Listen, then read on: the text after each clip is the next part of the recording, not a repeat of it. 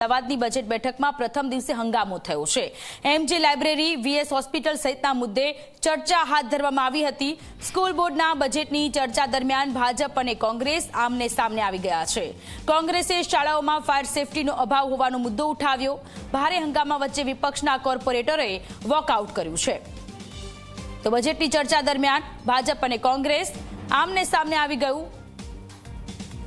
Budget બેઠકમાં પ્રથમ દિવસે જ કોંગ્રેસે વોકઆઉટ કર્યું છે। બજેટની ચર્ચા દરમિયાન ભાજપ અને કોંગ્રેસ કે જેનું આક્રમક સ્વરૂપ જોવા મળ્યું છે। વીએસ હોસ્પિટલ સહિતના મુદ્દે ચર્ચા ચાલી રહી હતી, શાળાઓને લઈને ચર્ચા ચાલી રહી હતી, ત્યારે બજેટ બેઠકમાં આજે પ્રથમ દિવસે હંગામો થયો છે। શાળાઓમાં ફાયર સેફટીના અભાવને લઈને કોંગ્રેસના ધારાસભ્ય, કોંગ્રેસના કોર્પોરેટર કે જેમણે મુદ્દો ઉઠાવ્યો હતો,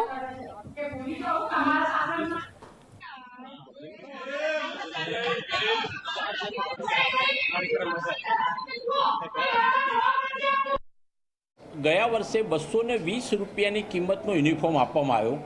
આજે આ વખતે રજૂઆત કરી તો આ વર્ષે શાળાના બાળકોને યુનિફોર્મ જ આપ્યો નહીં, ફક્ત યુનિફોર્મ આપ્યા તો ફક્ત બાલવાટિકાવાળા વિદ્યાર્થીને જ આપ્યા।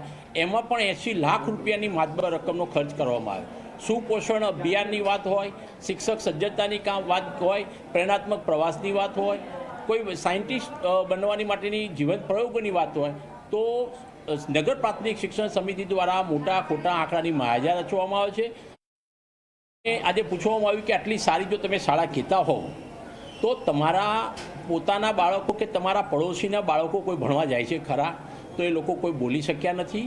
આજુબાજુ એટલે કે અમદાવાદ શહેર, મેં બીજી વાત કરી કે અમદાવાદ, મૂળ અમદાવાદની બાદ કરતાં અમદાવાદના પડોશમાં ગાંધીનગર જિલ્લો અને અમદાવાદ જિલ્લા હસ્તકની શાળાઓ લેવામાં આવે છે અને ત્યાંના બાળકોની સંખ્યા 1,72,576 બતાવી છે। મૂળ અમદાવાદના નગરજનોના બાળકો આ શાળામાં અભ્યાસ કરતા નથી। શાળાનું શિક્ષણનું સ્તર કથળી ગયું છે।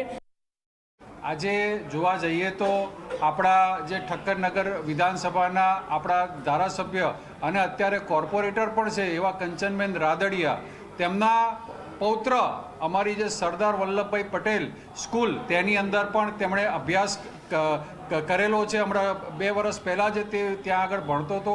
એની સાથે એવા કેટલાય લોકો અત્યારે જે શિક્ષણવિદ હોય કે પછી ક્યાંક ને ક્યાંક આપણા જે કહેવાય ને કે શ્રેષ્ઠીઓ હોય, તે લોકો અમને પોતાના લેટર પેડ પર ભલામણ પત્ર આપે છે કે સરદાર વલ્લભભાઈ પટેલ સ્કૂલ છે કે થલતેજ 2 સ્કૂલ છે કે પછી એસઆરપી સ્કૂલ છે કે પછી જોધપુર પ્રાથમિક શાળા છે કે પછી અમારી મણિનગર શાળા છે, આ બધી શાળામાં એડમિશન લેવા માટે પડાપડી ચાલી રહી છે।